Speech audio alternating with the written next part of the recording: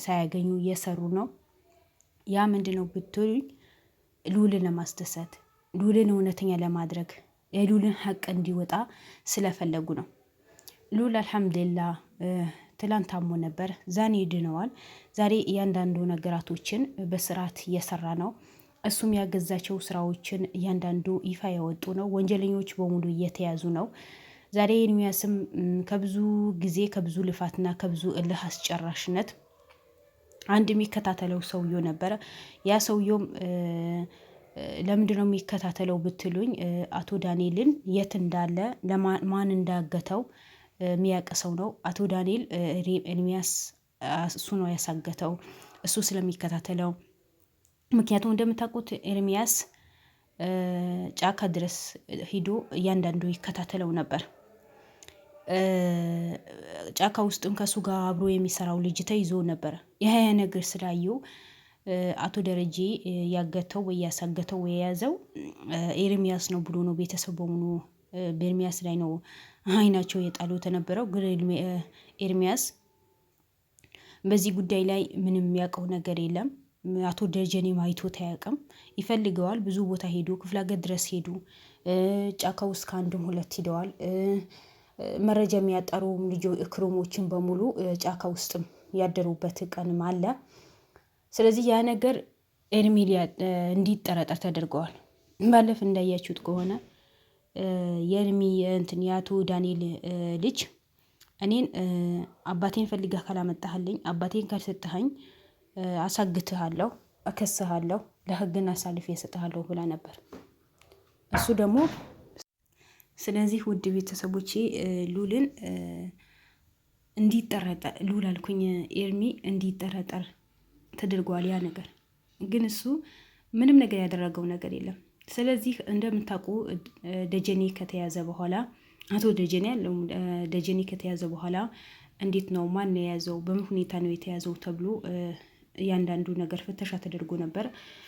የሰፈርም ሴኪሪቲ ካሜራ የሚባሉትም ተፈትሸው ነበረ። ሲፈተሹ ጊዜ የሆኑ ሰዎችን መኪና ይዘው መጥተው ጥቁር መኪና ከአንድ ሁለት መኪና ይዘው መጥተው ልጁ ከትምህርት ቤት አምጥቶ ወደ ስራው ሲመለስ ነው በሩ ቤቱ በር አጠገብ ላይ እና እንደያዙት ነው የተረጋገጠው ነበረው። እነዛ ሰዎች ማን ናቸው? ከየት መጡ? ለምንስ አቶ ደረጀ ሊያግቱት ይችላሉ? ምክንያቱም ምንድነው ተብሎ ብዙ ነገር ተጣርቶ ነበር። ሲጣራ እነዛ ሰዎች አቶ ደጀኔ የሰራቸው ጉድ እንዳለ፣ በእነሱ ላይ መጥፎ ነገር እንደሰራ፣ በስራቸው ላይ ተቃውሞ እንዳደረሰ፣ በስራቸው ላይ ደግሞ የሰራተኞቹ የነዛ ሰዎች ሰራተኛ መጥፎ ነገር እንዲሰሩ ያድርገዋል ማለት እነሱ ሳያውቁ ነው። ምክንያቱም አቶ ደረጀ አያደርግም አይባልም። ለምን ብትሉኝ እሱ ማይገባበት ጉድጓድና ማይቆፍረው ነገር የለም። ወንጀል ለመስራት ወደ ኋላ የሚለው ነገር የለም። ለሁሉም ሰው ይደርሳል። አሁን ልዑሉ ሆነ የልዑል ቤተሰቦችን ምን አድርገውታል? አያውቁትም፣ አያውቃቸውም አይደል? ግን እሱ ልዑልን ለማጥፋት ሆነ ብሎ ከአክስቱ ጋር ከልዑል አክስቱ ጋር ተስማምተው ተባብረው የፈጸሙት ጉዳይም አለ። ዶክተር ተብዬውን ደግሞ ልዑልን ለማጥቃት ሆነ ብሎ ተነስቶ ነበር። ስለዚህ ያ ደረጀ ማን ያገተው ነው ተብሎ ነበር። የሰፈሩ ሰው ሳይሆን እሱ ሰፈር ላይ ሱቅ የሚሰራ ባለ ሱቅ የሆነ ባለ ሀብት የሆነ እሱ ነው ደረጀ እንዲታገት ያደረገው። ቤቱም የጠቆመው እሱም ስንት ሰዓት መጥቶ ስንት ሰዓት እንደሚገባ የጠቆመው እሱ እንደሆነ ተሰምቷል። ውድ ቤተሰቦች ያ ሰው ብዙ ጊዜ በካሜራ ላይ ነው የወጣው የነበረው። ሴኩሪቲ ካሜራ ሰፈር ካሜራ ሲፈተሽ ማን እንደሆኑ ምን አይነት እንደሆኑ እያንዳንዱ ካሜራ ወጥቶ ሲታይ እነዛ ሰዎች ተሸፍነዋል። ሙሉ በሙሉ ጥቁር ነው የለበሱት። ፊታቸውም አይታይም፣ እጃቸውም አይታይም። ግን ይሄ ሰገጤ የሆነ ሰውዬው ወንጀል ሲሰራ ጊዜ እንኳን ሰው ይጠነቀቃል። እሱ ምንም ነገር ሳይጠነቀቅ ነው የጠቆማቸው የነበረው። ስለዚህ እሱ ቪዲዮ ላይ ወጥተዋል። ስለዚህ ያ ማን ነው? ከየት ነው የመጣው? ለምንስ ሊጠቁም ቻለ? ምን አድርጎት ይሆናል የሚለው ነገር የሁሉም ሰው ጥርጣሬ ነበር። ያ ሰው ፊት ለፊት ፊቱ ስለታየ ማን ነው፣ ከየት መጥተዋል፣ እንዴት ሆነ ተብሎ ክትትል ሲደረግበት እዛ ሰፈር ላይ ከአንድም ሁለት ክትትል ሲደረግበት ሰውየው ሱቅ አይከፍትም፣ ሱቁ ዘግቶታል። እዛ ቀደጀኔ ከተያዘ ጀምሮ ሱቁ ዘግቶት ነው ያለው ነበረው። ግን ልጁ ማን ነው ከየት የመጣ ተብሎ ፈቶውን ተይዞ በየሰፈር ያንዳንዱ እየተጠየቀ ነበር። ሲጠየቅ ጊዜ እከሌ ነው ተባለ። ቤቱ ድረስ ተጠቁመው ነበር። ቤቱ ከአንድ ሁለትም እሱ አይደለም ነው በማለት ወይ ሰው ቤት ከሆነ ብሎ እኔ የሚያስ ጓደኞችን እየተከታተሉት ነበር። ሲከታተሉት እራሱ መሆኑ ተገኘ። ዛሬ ግን እሱ አሁን ምን አደረገ? ደረጀ ከተያዘ በኋላ እንዳይያዝ ጥቆማ እንዳይደርስበት ማንም እንዲይዘው ስላልፈለገ መኪናው የሚያቆመው ሌላ ቦታ፣ እሱ በእግሩ ነው ብዙ ቦታ የሚጓዘው። አያችሁት? እሱ ባደረገው ነገር ዛሬ ኤርሚያስ ነው የተከሰሰው። እሱ ባደረገው ድርጊት ኤርሚያስ አንተነህ አባታችን ያገትከው፣ አባታችን ወንጀል ውስጥ እንዲገባ ያደረግከው ብሎ ኤርሚያስ ላይ ነው ብዙ መዘዘ የመጣው ነበረው።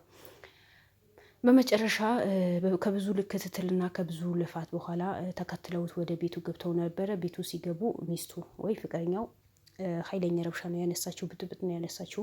ማናችሁ? ከየት መጣችሁ? እንዴት ባሌን ትከተሉታላችሁ? ሁለተኛ እንዴት ቤት ሰብራችሁ ትገባላችሁ? ብላ ነው ያዙ ልቀቁኝ ያለችው የነበረው። ኤርሚያስም በስነ ስርዓት አስረድተዋታል። እኛ ባልሽ ፈልገን ነው እንጂ ምንም የሰራነው ነገር የለም። ስለዚህ ከባልሽ ጋር የምናወራው ነገር አለ ብለዋት ነበረ። ብዙ ተከራክረዋል። ውድ ቤተሰቦች ምንም አላደረኩም ብለዋል፣ ዋሽተዋል። ደረጀ የሚባል ሰውየው አላቅም ማን ነው ኬት ነው የመጣው ብሎ ነበር።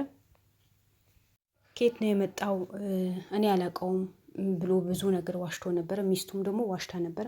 ግን በመጨረሻ አምነዋል። አዎ እኔ ነኝ ሱቅ የሰራሁኝ፣ መቶ ጠየቁኝ፣ የእሱ ቤት ይሄ ነው አለ። እና መጀመሪያ ለምን ዋሻ ውሸቱ ምን አመጣው ሲባል ጊዜ በቃ እኔ አልመጣልኝም ነበር፣ አሁን የመጣልኝ አዎ የነዛ ሰዎች የጠቆምኳቸው እኔ ነኝ፣ ስለዚህ ምንም ያስጠይቀኝ ነገር ነው የለም ያለው ነበረው። አይ በህግ ቁጥጥር ስር ትውላለህ። ሲጀመር የደረጀ ጓደኛ እያንዳንዱ ነገር መግለጫ አውጥተዋል። ደረጀ ላይ እጁ ያለበት ሰው ደረጀ እንዲያዝ ያደረገ ሰው በሙሉ በተገኘበት እንዲገደልና በተገኘበት እንዲያዝ ነው ትዕዛዝ ያወጣው። አሰባችሁት? በዚህ ልክን ሀርድ ናቸው። በዚህ ልክን መጥፎ ናቸው። ሰውን ለማጥፋት ሰውን ለመግደል ወደ ኋላ የማይሉ ሰዎች ናቸው። ገብቷቸዋል። ግን ይሄ ሰውዬው ብር ተከፍሎት ነው። ምክንያቱም ብር ባይከፈለው ኖሮ በኃይለኛ ብር ባይቀበል ኖሮ ሱቁ አይዘጋም ነበር። ሱቁ ዘግቶ በመኪናው ነው የሚሽከረከረው እስካሁን ማለት ነው። እና ውድ ቤተሰቦቼ ለማንኛውም እንኳን ደስ አላችሁ። ኤርሚያስን ነፃ ወጥተዋል። ለምን? ለደረጀ ቤተሰቦችን ኤርሚያስ ላይ ነው በጣም ስሞታን ያቀረቡ የነበረው። ኤርሚያስን የጠየቁት የነበረው ግን ኤርሚያስ ከዚህ ነገር ላይ ነፃ ወጥተዋል። ስለዚህ ኤርሚያስን ደግሞ የዚህ ሰውዬው ያሳስከው አንተ ስለሆንክ ትጠየቃለህ፣ ያንዳንዱ ነገር ህግን ይጠይቃል ሲለው ሚስቱ በህግ ሂጄ ነው መከስህ ብላ ነው ብዙ ነገር ኤርሚያስ ላይ የተናገረችው። ብዙ ነገራቶችን እዚህ ጊዜው የማይፈቅዳቸው ነገራቶች ነው የተናገረችው። እሷ የተናገረችው እኔ መናገር አልችልም። ስለዚህ ኤርሚያስን ፈጣሪ እንዲጠብቀው ሁላችንም ድዋ ማድረግ አለብን። አንዱ ስንገላገለው ሌላ ይመጣል። ኤርሚያስ በተለይ በእንዲህ የሚያወጣቸው ነገራቶች ላይ ብዙ ጊዜ እንዲህ እናረግሃለን፣ እንከሰሃለን፣ እስር ቤት እናስቆመሃለን፣ እናሳስርሃለን ብዙ ነገር ነው የሚደርስበት። ይሄ በሆኑ የሚደርስበት ለሉልን ዋጋ ስለከፈለ ነው። ሉል ወንድሜ ነው። ብዙ ነገር አድርጓል። እሱ ነፃ ለማውጣት እሱ ካለበት ችግር እንዲወጣ በማድረግ ያደረጋቸው ነገራቶች በሙሉ ኤርሚያስ ላይ በጣም አደገኛ የሆኑ ሰዎች የተነሱበት ነው። እንግዲህ ኤርሚያስን ራስን መጠበቅ አለብህ። ከነክሩሞች የሆነ ከጠባቂዎችም ራሳችሁ በደንብ መጠበቅ አለባችሁ። ይሄ ሰውየው ደግሞ ስለ ደረጀ የሚያውቀው ነገር ብዙ ነገር አለ፣ ብዙ የዋሻው ነገር አለ። ሚስቱም ልትዋሽ ትችላለች። እንዴት ፍቅረኛዋ ምን እንደሚያደርጋት አቅም በደንብ ጠንቃ ታውቃለች። ወይ ደብቋት ሊሆን ይችላል። እንግዲህ በደንብ መከታተል አለባችሁ። ባይፈራ ኖሮ መኪናውን ሌላ ቦታ ቆሞ በእግሩ ቤቱ አይሄድም ነበር። አንድ ሁለተኛ ደግሞ ሱቁን አይዘጋም ነበር። ሶስተኛ ደግሞ ሌላ ነገርም። ስለዚህ ያ ስለሆነ በደንብ መከታተል አለባችሁ። ፈጣሪ ይጠብቃችሁ። ባይ ባይ።